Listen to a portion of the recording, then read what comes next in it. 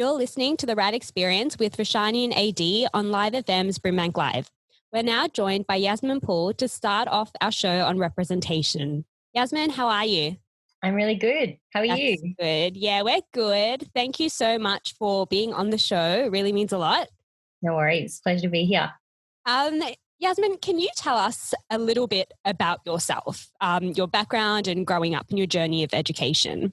Yeah. Well, look, I think it all kind of started growing up. Funnily enough, I started as a busker when I was young. I grew up in country Victoria, and at the time, it was a bit of an unorthodox experience being 8 and raising money and singing and playing the guitar. But that experience was, I think, the beginning of me at a very young age and not very well using my voice to try to make a difference in some way, shape, or form. And growing up, in a low-income background, it was difficult. And a lot of the time it felt disempowering, at least in the early days. But for me, a formative experience that I point to is when I was in year 10 in high school, and it was a public speaking competition and you could talk about anything. And I thought, what do I really care about? And growing up with a migrant mother, at the time it was 2014, and it was when, ISIS was really dominating the headlines, and there was a lot of fear about just Muslims in general. And, as a child of a mother that is Muslim, I thought, what can I do? Because a lot of the time I felt really disempowered. So it was this little public speaking competition where I decided to talk about it and my mother's experience and my experience. And I remember I was standing there speaking, and this young man who was next to his mum, who was wearing the hijab, so I could tell, she was Muslim, and he was sitting there with tears in his eyes. And I was like, and it was the most amazing experience, because for the first time I felt like someone was hearing me, and I was using my experiences towards something bigger than, in a way.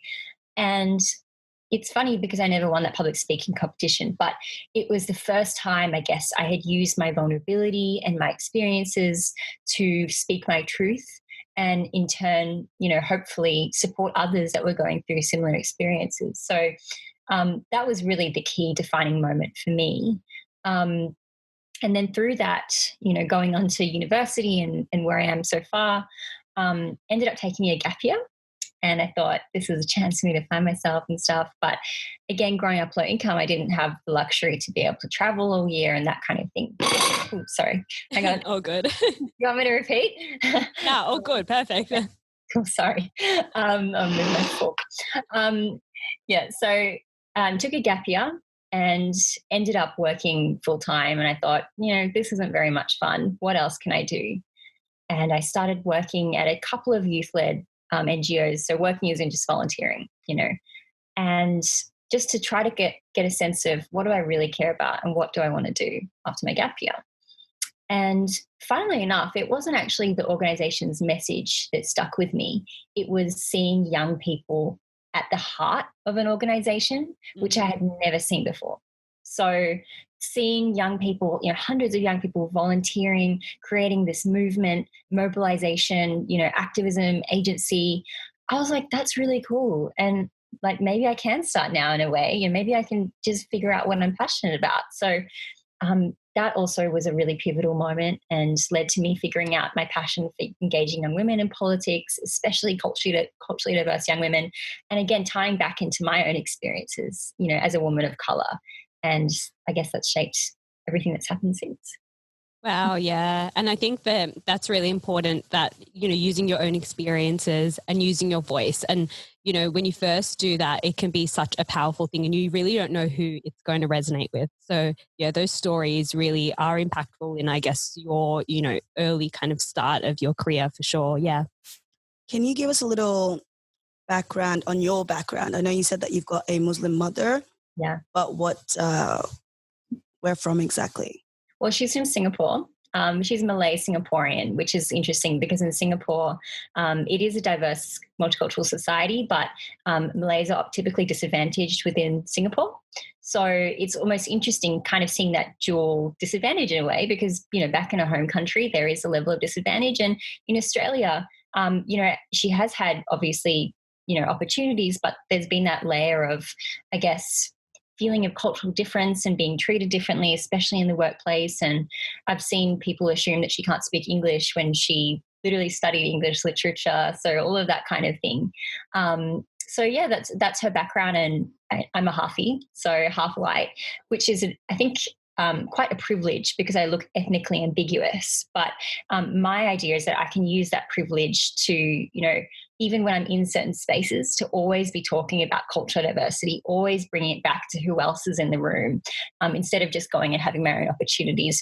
In every space I go, the thought is, how can we make this as diverse as we can, and how can we get as many thoughts and ideas and experiences as we can?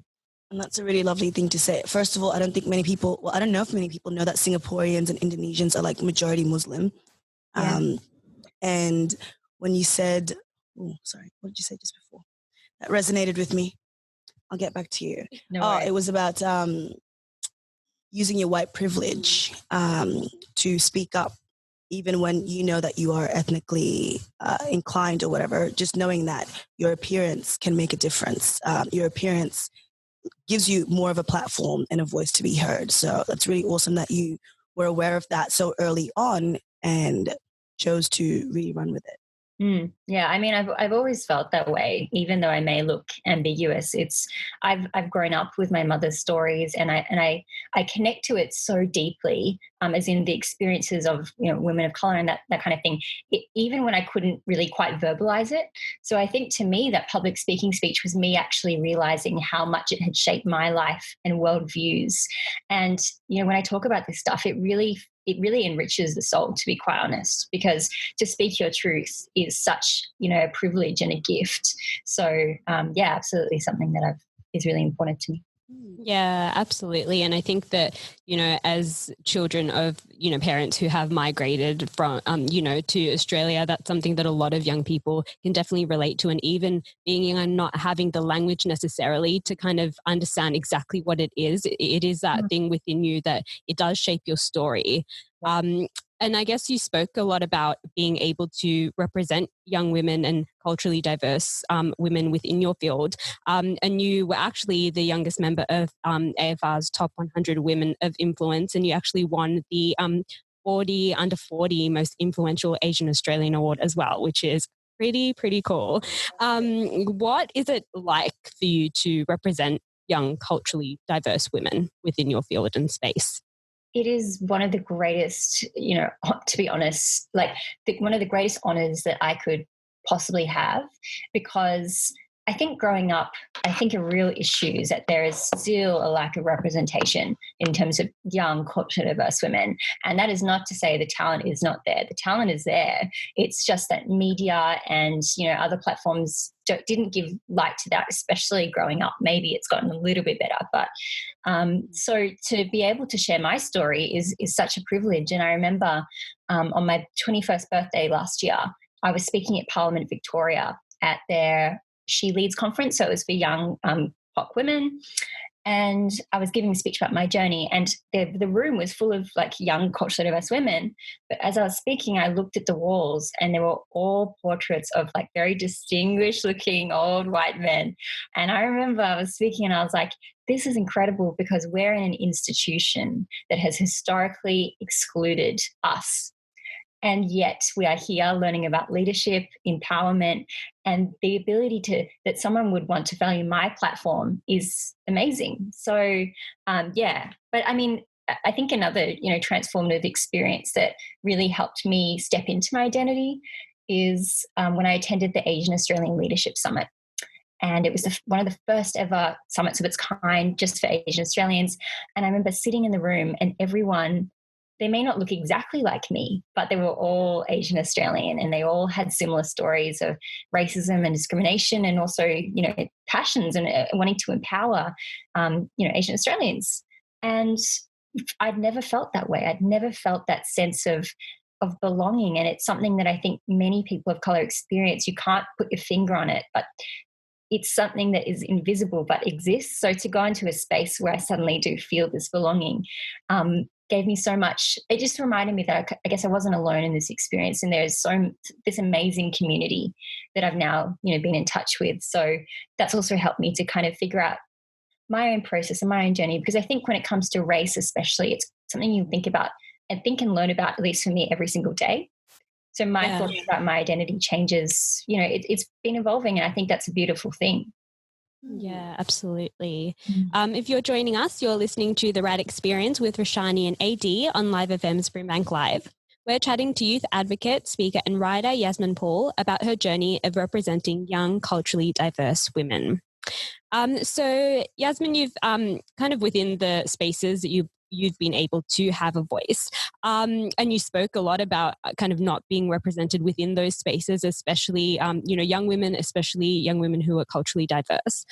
What are some of your experiences you've had being in those spaces and speaking openly about things like race and about things like representation? What are some of your experiences within that?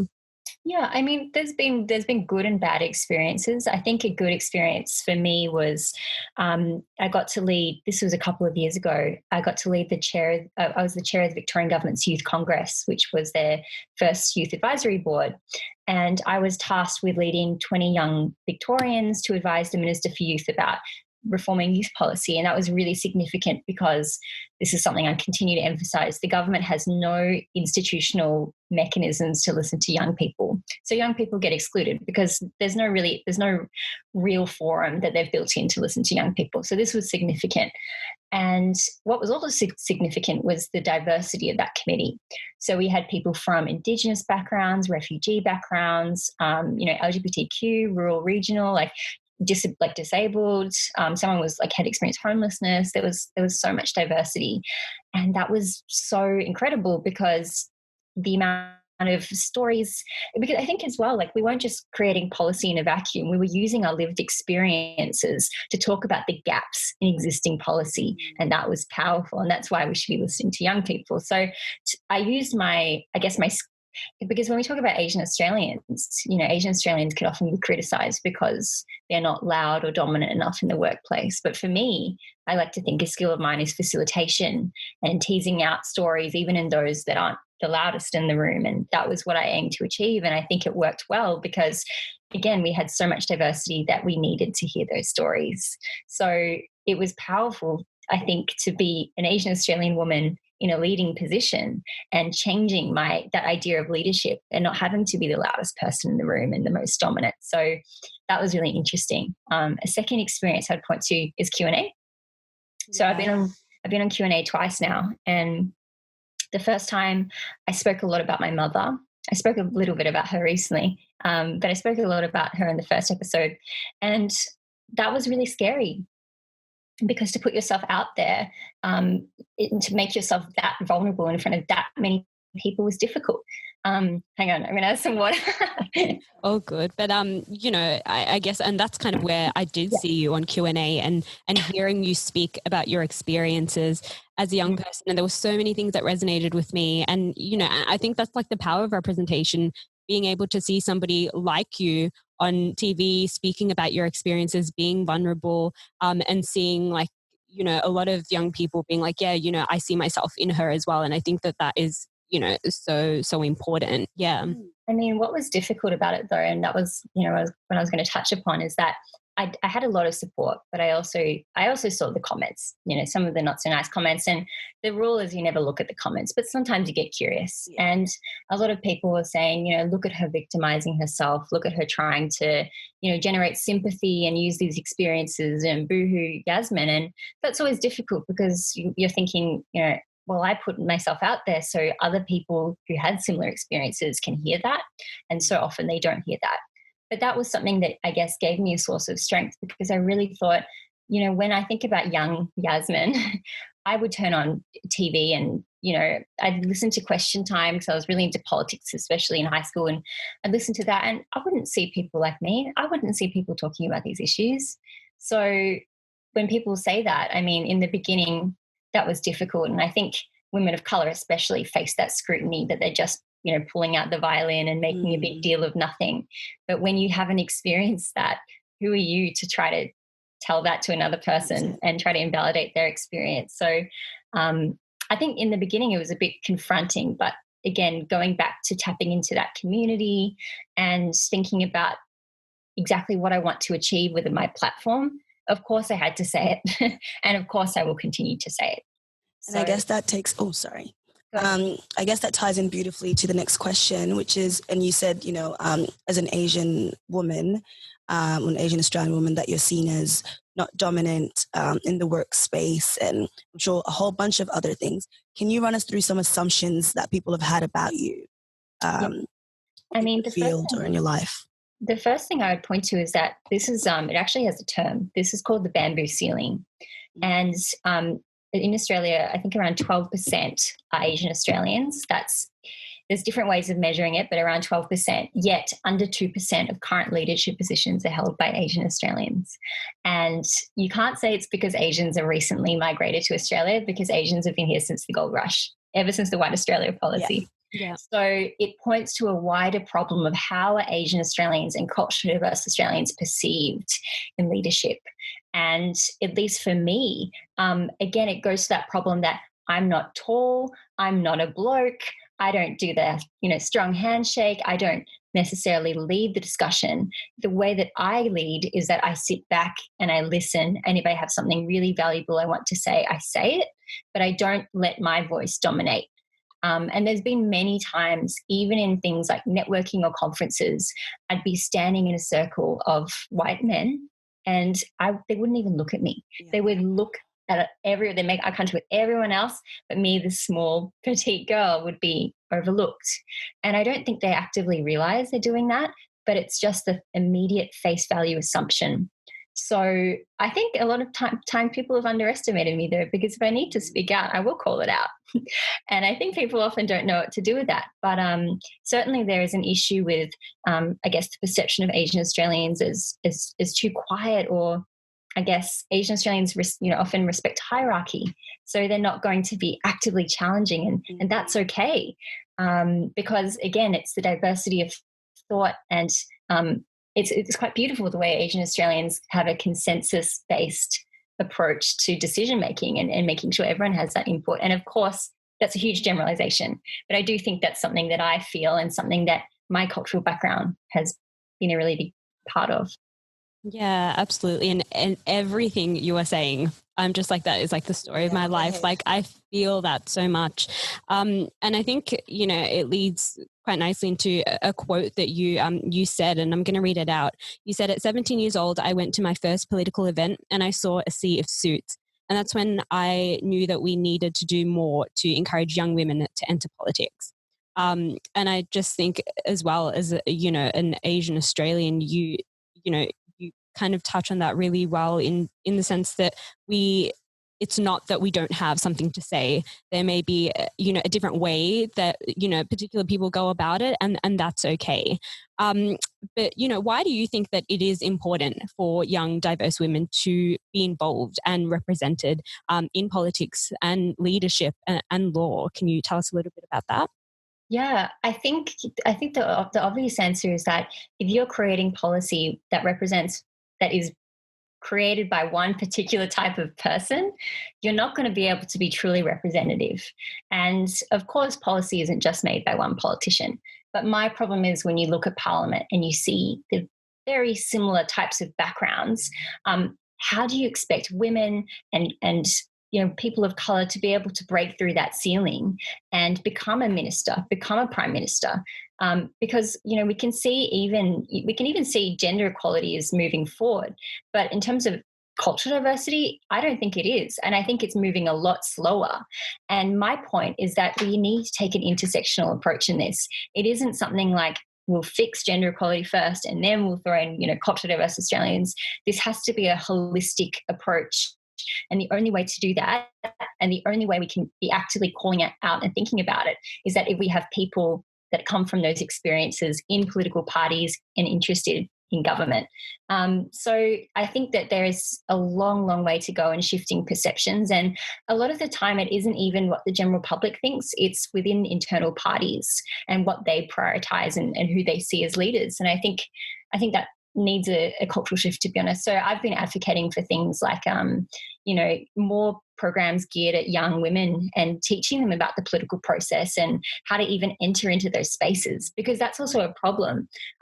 if you historically haven't been able to enter into these institutions, we can often lack the knowledge as to how we can use our voice in order to get there. And that was what was powerful about things like Youth Congress, because something that I emphasized, I made sure everyone learned about how to write policy, how to kind of lobby to government and that kind of thing. All of that is really important knowledge, and making sure we're upskilling young women and culturally diverse women and just young people as a whole. So, when I go into those political events and I see really similar people, it makes me frustrated, but it's something that kind of fuels the fire in a way, because if we want to be creating a forward-thinking Australia, which right now I don't think we are, we need to engage with the voices of many young people. So I think as COVID-19 has shown, the world is being thrown upside down. So we have the opportunity to, we could either move backwards and go back to our very slow, reactive policies, or we could be engaging with a wide variety of voices and creating policies that think about the future and think about the true diversity of Australia, which politicians so often miss. And I think that was highlighted on Q&A when the minister talked about the current COVID-19 policy, and I just pointed out how it's disproportionately marginalising women. He doesn't have to think about that because he's a man. So of course he didn't contemplate that. I'm so impressed by you, Yasmin. At 21 years old, you really have your head screwed on right. So well done. Can you tell us how being the youngest member of the AFR and, top 100 women of influence, how it opened doors for you to change the narrative in the status quo? Yeah. I think importantly, it's a platform for legitimacy. And I wouldn't, those kind of awards, they're fantastic. They aren't necessarily the shaping, defining moment of my career. In fact, I think actually the shaping moments have been the hardest times for me, where I faced the most struggles. But what was great about that is that it allowed me to tap into this network of young women. So within the cohort of the young leaders that were awarded within the 100 Women of Influence, a lot were, women of colour and doing really different stuff. Like this one woman is running her own chai company, but proceeds go towards LGBTQ causes, and she's a woman of colour. And just these really, really interesting stories. Another is running like a STEM boot camp for young women and has educated thousands of women around coding. And what I love about that is that it expands my mind about, number one, what's possible, but number two, what young women are truly capable of achieving if you give them the resources. And of course, they're incredible in their own right, but it inspires me to think about what other young women are out there that have these ideas and have this motivation, and how can I possibly help to facilitate that?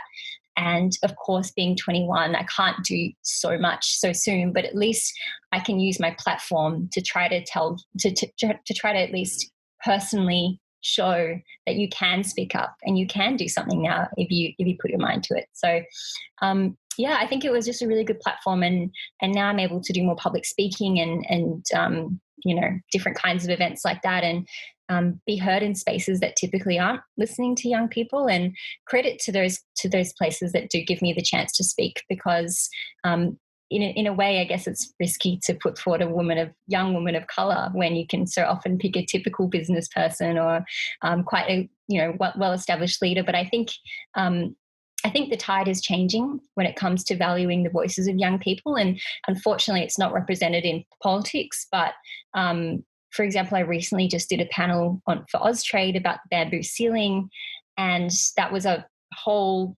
company-wide event. And I thought that was really cool that they give a platform for a young person to talk about their experiences. So the tide is changing, but that award definitely helped to contribute to a platform. Yeah, absolutely. And I think that, when you talk about that, and you also, when you were speaking about not really seeing yourself in those spaces, I think that, the things that you are doing become, representation for other young girls who are culturally diverse that, are watching the TV and seeing you. And I think that is, so, so powerful. If you're joining us, you're listening to the RAD Experience with Roshani AD on Live FM's BRIMBANK Live. We're here chatting to youth advocate, speaker and writer Yasmin Poole. And now we are going to play a quick fire round of questions. Okay, so the first kind of answer that comes to your mind. All right, we're going to start off. What would your last meal on earth be? Lamb chops. Okay. Very specific. And my grandma's lamb chops, can I say? She's very good at a roast. What are your like go-to sides? My sides, mashed potato. You could have good mashed potato. Honeyed carrots, like, I don't know, just some good veg, you know, with the side of lamb chops. Good. Okay. Who is your biggest inspiration? I would say Greta Thunberg, and the next one's pretty weird, Grimes. I know this is so weird. It's Elon Musk's partner, I think. She has really alien-like music, and I really respect that individuality. I think she's cool. What's their baby's name again? X. You know what? I don't know if that's the inspirational part. Oh gosh, I love it. Okay, what is your life mantra? Speak your truth even if your voice shakes. Wow, that's powerful. Yeah. And last but not least, because this is the RAD experience, what has been your most raddest experience? My raddest experience was, I would say Q&A. That was a pretty rad experience. I think first or second time? Yeah, probably the second time because I got to do it right. I think the first time I was very nervous, but this time I was like, I got to do what I got to do. Yes. Again, got to speak my truth. So I did it. So I think that was pretty cool. Nice. I love that. Well, thank you so much, Yasmin. You have shared some great experiences and just been such a great kind of influence for, I know, a lot of young people that will be listening in. We've had such a great dialogue with Yasmin about representation in her field. Be sure to follow her on all her socials and keep up with her amazing work. Do you want to kind of plug your Instagram and your Twitter? Yes, my Instagram is yasmin.poole and my Twitter is yasmin_poole. So feel free to follow me. Oh, nice. And you're listening to The RAD Experience with Roshani AD on Live FM's BRIMBANK Live.